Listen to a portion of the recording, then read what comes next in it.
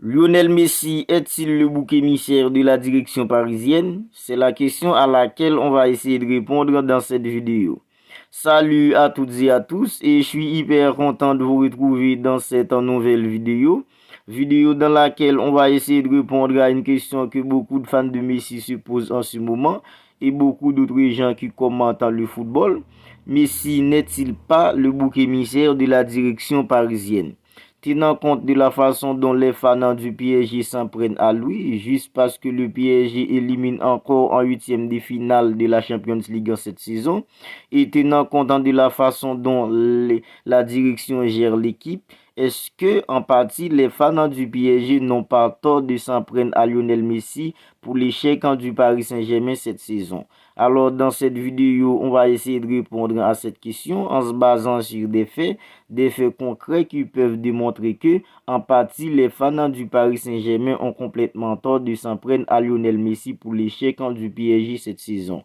Alors, vous n'hésitez pas à réagir dans la section commentaires, n'hésitez pas à commenter la vidéo, n'hésitez pas à liker la vidéo et le plus important, n'hésitez pas à le partager pour que le plus de gens possible puissent la voir.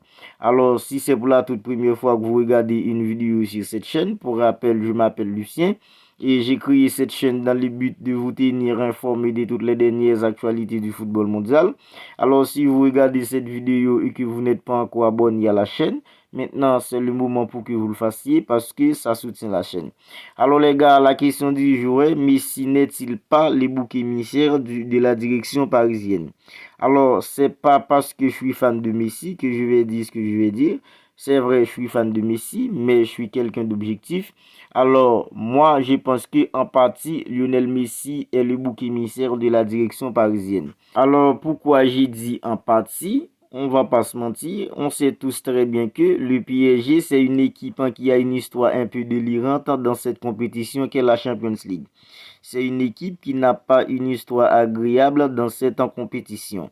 Alors, le PSG a signé Messi dans le but de remporter la Champions League. Le PSG n'avait pas fait venir Messi pour la Ligue 1. On va pas se mentir sur ce point. Mais le PSG a signé Messi dans le but de faire franchir un nouveau cap au PSG spécialement sur la scène européenne. Parce que intrinsèquement, Lionel Messi est le plus fort de tous individuellement et collectivement. Lionel Messi peut scorer et il peut permettre aux autres de scorer aussi. En fait, le PSG a signé Messi pour ça. Mais la question qu'on doit se poser maintenant, est-ce que le Messi que le PSG a signé, c'est le Messi de 25 ans ou c'est le Messi de 26 à 27 ans? Ou est-ce que c'est le Messi qui est à son prime? En fait, Lionel Messi est venu au PSG à 34 ans.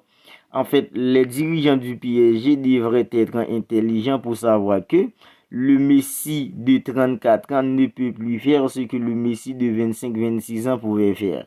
Du coup, ils devront faire en sorte qu'ils construisent une équipe compétitive autour de Messi avec des joueurs talentueux, avec des joueurs de qualité pour que le PSG puisse aller chercher cette Champions League qu'il cherche depuis sa création. Mais quand on regarde le PSG aujourd'hui, c'est pas ça du tout. En fait, l'année dernière, il y avait des joueurs comme Gay, il y avait des joueurs comme Angel Di Maria, il y avait des joueurs comme Leandro Paredes. En fait, alors Gay, Di Maria, Leandro Paredes, ce sont des joueurs de qualité, ce sont des joueurs qu'on avait l'habitude de voir jouer. Angel Di Maria, n'en parlons pas. Idrissa Gueye, c'est vrai, dans l'entrée, c'est vrai, et techniquement, c'est pas un joueur qui a une technique pure, mais c'est un joueur qui est très compact, très physique. En fait, quand on regarde le PSG dernièrement face au Bayern de Munich, un joueur comme Idrissa Gueye au milieu ferait beaucoup mieux qu'un joueur comme Vitinha au milieu.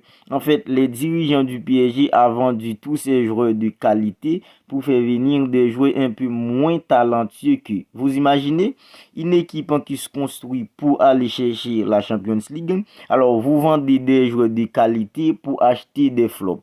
En fait, c'est vraiment pas croyable la façon dont la direction gère l'équipe. Alors, la saison commence, tu te trouves à un effectif incomplet, un effectif pas si profond, avec des joueurs moins forts que ce que vous avez avant. Et devant, vous avez 4 joueurs pour 3 postes. Lionel Messi, Kylian Mbappé, Neymar et Ekitike. Sur une saison qui est si longue. Et il y a aussi des blessures. Et il y avait une Coupe du Monde qui allait interrompre la saison. Alors, tu n'as même pas pensé à des situations improbables et vous fixez l'objectif de remporter la Champions League qui est une compétition si difficile à gagner, à un effectif incomplet, un effectif très limité et aussi à un entraîneur qui a des limites tactiques pas croyables. Alors, est-ce que maintenant cette équipe a échoué sur la saison? Maintenant, vous jetez vos dévolus sur un seul joueur qui est Lionel Messi. Vous le sifflez, vous le détestez, vous voulez qu'il parte de cette équipe. Alors, est-ce que Lionel Messi n'est pas le bouc émissaire de la direction parisienne? Est-ce que le vrai problème du PSG, c'est Lionel Messi? Est-ce que si Lionel Messi venait à quitter le PSG maintenant, tout le problème du PSG vont se résoudre? Pour ma part, je pense que c'est non. La réponse limpide, c'est non. Lionel Messi n'est pas le vrai problème du PSG. Le vrai problème du PSG, pour ma part, je trouve, c'est la direction. C'est la façon dont la direction gère l'équipe. Et il y a un autre point très important que j'aimerais souligner. En prolongeant Kylian Mbappé, la direction l'avait désigné comme leader technique numéro 1 de ce projet. Maintenant, le projet a échoué. En fait, pourquoi siffler Lionel Messi en tenant compte qu'il n'est même pas le leader numéro 1 de ce projet? En fait, le leader numéro 1, c'est Kylian Mbappé. En fait, pointer du doigt à Kylian Mbappé. Lors de la série contre le Bayern de Munich, c'est vrai, Kylian Mbappé était blessé lors du match aller. Mais au match retour, Kylian Mbappé était là. Je me rappelle, il avait touché un total de 32 ballons, 0 tir cadré, 0 dribble et réussi, 0 action créée. En fait, comment peut-on pointer du doigt uniquement à Lionel Messi tout en tenant compte que le leader technique numéro 1 de ce projet n'avait même pas réussi un tir cadré durant ce match-là?